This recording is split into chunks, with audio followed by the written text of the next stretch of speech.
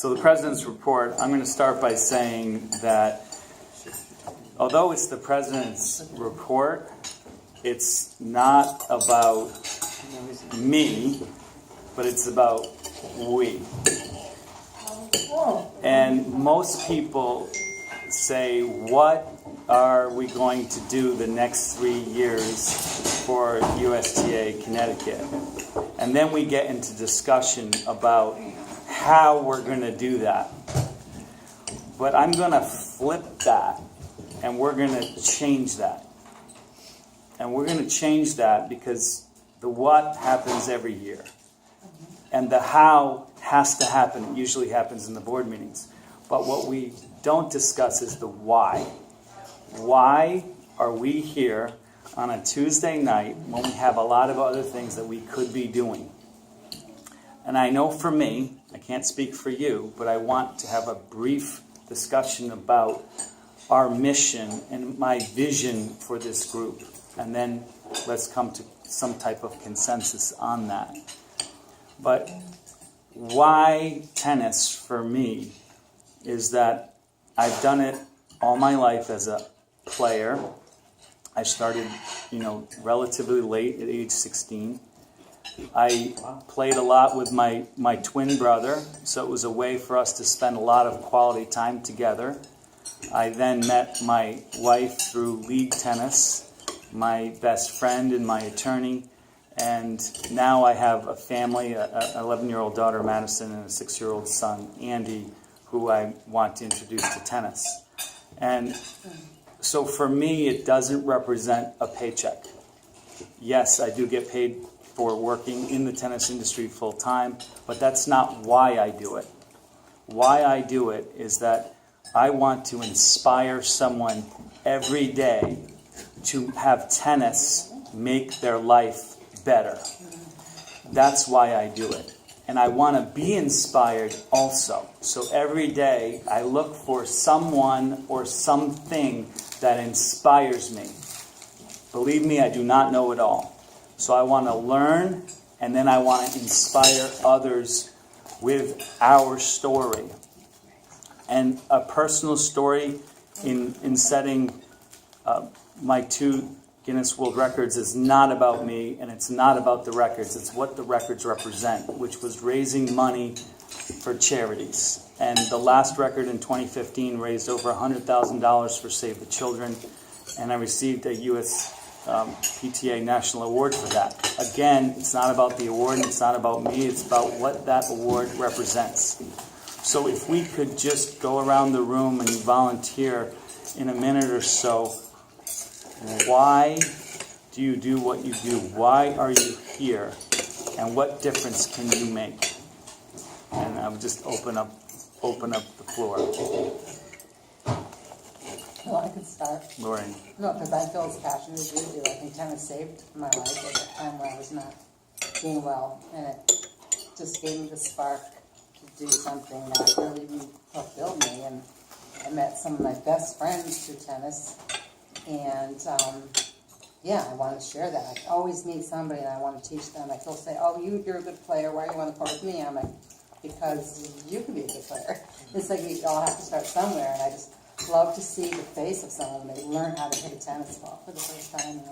And I have a granddaughter, and I can't wait to teach her to play tennis. Well, so I get it. Yeah. That's great. Anyone else? Well, I'm an educator. George Evans. Done them for a long time. And my vehicle now is tennis. I look for growth. I work a lot with youth. The most fun I have is with 4 and 5-year-olds. They're awesome. And my favorite thing is in baseball, how many hits you get compared to tennis. And tennis, you're always hitting the ball. So tennis I promote. Tennis I love. And that's why I became part of USTA. Because they're the ones that are going to promote tennis, and that's part of their mission statement. And I've been following that for a long, long time. That's great. Thank you, George. Steve. So I guess I was like Angelo. I didn't start until 18. So before before tennis, I was a baseball, basketball player. I didn't even think tennis was anything. So I went to college, and I didn't make the basketball team, and I was devastated, and I was like, yeah, what am I going to do, I want to do something. So one of my buddies I just met, he was a tennis player, he's like, hey Steve, want to go pass some balls around? I'm like, yeah, whatever, sure, why not? Just having fun, and the coach was driving by, and she saw me, and luckily the team wasn't very good, because I wasn't very good at the time, and she just said, hey, we're looking for players, would you like to try out? Yes, why not? What the heck, I didn't care. I just wanted to do something. So I tried out. She said, yeah, let me give you one lesson. I got taught one lesson was how to volley. This is 20 years ago, and serving volley was really an option all the time.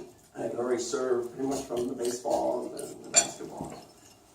So I just started up, and that was it. Fell in love with it completely. And then after college, I started teaching. I wasn't very good. And this gentleman who saw me one day teaching, he came up to me and he said, you look like you're a pretty good player, but you're a lousy tennis coach. I'm like, oh, that's a lot. He says, do you want to learn something? I'm like, of course I do. And he goes, just come by and tomorrow and I'll teach you. And I don't know how many years later, he became a father to me and things like that. So it's almost like I didn't choose tennis chose me. So these lucky things that kind of happened where I just fell into a place where, school where they weren't very good, so I had an opportunity. Took that opportunity, and the coach, when I became a father, he didn't charge me one penny for any lessons, not one single penny. He didn't want money, he wanted to make a difference. And so I started tennis because I was given this gift, so now I want to give it back. I want to make a difference in people's lives. And so even my tennis academy, it's called Inspire Tennis Academy. It's kind of the same as Angelo. I want to inspire people to do better and do whatever they want to do. And this is probably the reason why I want to come on the board is just help as much as I can, whatever I can give, however I can give it. I just want to try. Thank you, Steve. Awesome. Yes, Bob. So about 8 years ago, my director of tennis came to me and said, Bob, there's a young lady, a Chinese girl, and she has a lot of potential, but her mother's a bus driver. Would you support her at the club? And I said, sure. So we fast forward, she becomes quite an accomplished tennis player, and I was invited to a thank you dinner over Christmas, and it was announced that she had a full scholarship to Amherst College, one of the most selected colleges in the country. So that, that's what keeps me coming back, and there are lots of kids out there. Yeah. So. Wow. That's a great story, Bob. And I have a similar story, but Yes, Pat. who knows what the ending will be. It's not going to be that. No, I know this, but one night I was working late. My daughter Molly happened to still be in Connecticut. She's now in DC, and she was working the desk, and she said, Mom, there's somebody on the phone, and she seems really upset, and she wants to talk to her about her account. Could you talk to her? So I picked up the phone, and she said, well, I feel like I'm being charged for something I didn't do, and so on. And I said, okay, let me just take a look at your account. So I'm looking at her account, and she's talking to me at the same time. And she's saying, my husband lost his job, and my father-in-law lives with us, and he lost his job. And so I'm holding down 2 jobs, and, my son has autism, but tennis is what he loves, and I'm not even paying some of the bills, but I'm trying to pay for his tennis, but wow. I don't think I should be charged for this specific, like some JTT match he missed. And I said, I think you were meant to call tonight, and I was meant to pick up the phone, because I'm always looking for kids to support that need help. And I don't always know where they are. I've talked to my pros. There are times when I've talked to people in the community and said, I'm willing to scholarship kids, But I said, you're on the phone with me. I'm going to tell you something. I'm going to support your child. I'm so excited that he loves this.